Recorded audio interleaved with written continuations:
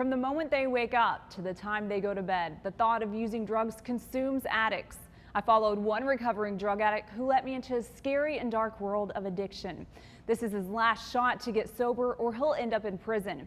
It's tonight News Channel 6's Extra. You always hear about people snorting it or eating it, and like when you shoot it, it hits you instantly. Shooting heroin was a daily part of Patrick Moore's life. In his years of using drugs, he says he's seen the pain addiction causes. His drug habit nearly caused his parents to get a divorce, and he's seen some of his friends die. The 25-year-old admits he's an addict dealing with a serious problem. One of our best friends killed himself, and he went off the deep end. Patrick started using drugs in the 8th grade, smoking pot after school with his older brothers and friends in their parents' barn. That led to an overwhelming heroin addiction. And without it, I don't know how to function.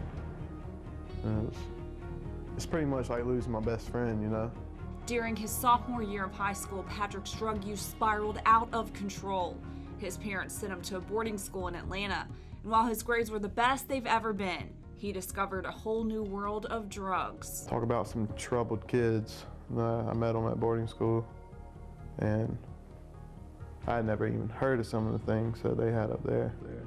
Patrick says he could have had the world at his fingertips. He could have taken over the family furniture business if he had just stayed sober. But addiction, a mental disease doctors say is as serious as cancer, held him back.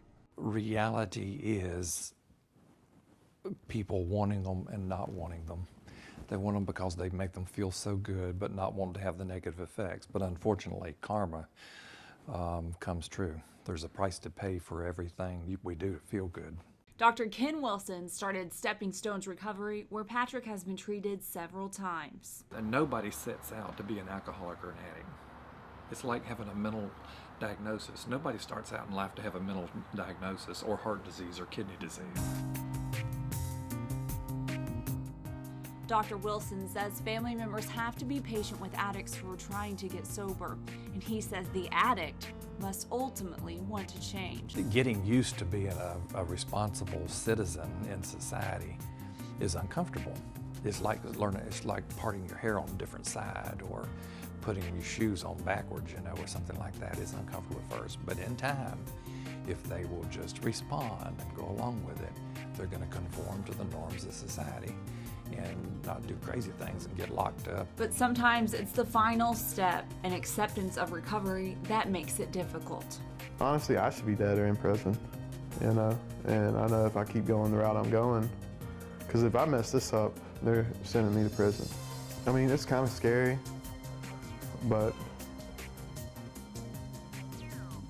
then again, like, some days I'll have days where I just don't give a shit. Patrick Moore was sober for 47 days at Stepping Stones Recovery.